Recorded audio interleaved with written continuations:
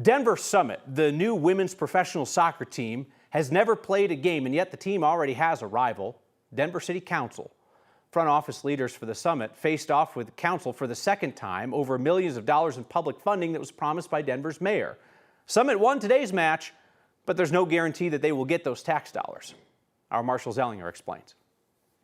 Let's take a stroll on the bridge to nowhere that will be somewhere if the Denver Summit women's soccer team builds its stadium just to the north near I-25 and Broadway, which will happen if City Council approves the $50 million in city money Denver Mayor Mike Johnston promised. I want to really thank Council President for pressing for us to get the breakdown of how our $50 million investment on the site itself will be spent. City Council President Amanda Sandoval gave Denver Summit a yellow card warning last month when she did not have the breakdown of how the money would be spent.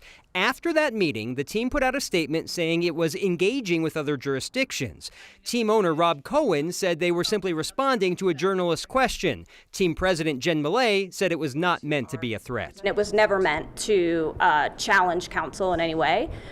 We need to have a home for this team, and we need to do that in 2028. I just have to say publicly that as a female and as a leader on council whose job it is to help my colleagues usher this in, felt like a direct attack to me because I was asking questions.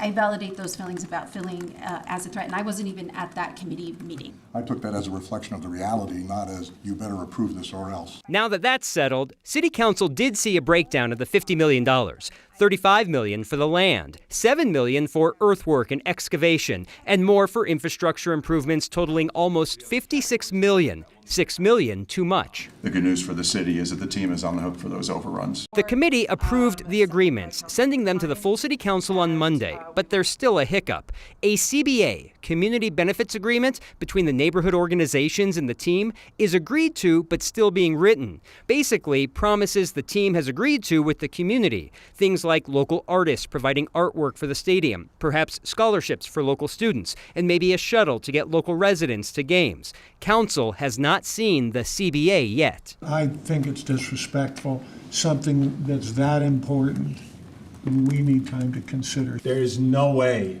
that there is a vote on this on Monday without us receiving a CBA. This has to be voted on twice by council, once Monday and again the Monday after. I don't know if there's stoppage time or not, but the team did not say that it would stop talking with other jurisdictions. They have a commitment with the NWSL to play somewhere in 2028. So I guess from a team standpoint, it makes sense to keep your options open just in case. So I know that, right, this is football, it's not football, but in the football scenario with the Broncos, it always felt like a bluff to me when they're like, let's become the Lone Tree Broncos or the Aurora Broncos. It's like, I get it, right? You're just shaking the tree to get some stuff out of Denver. But like, I don't have a read on this soccer situation. Do you have a read on whether it's genuine that they'd really pull out of Denver?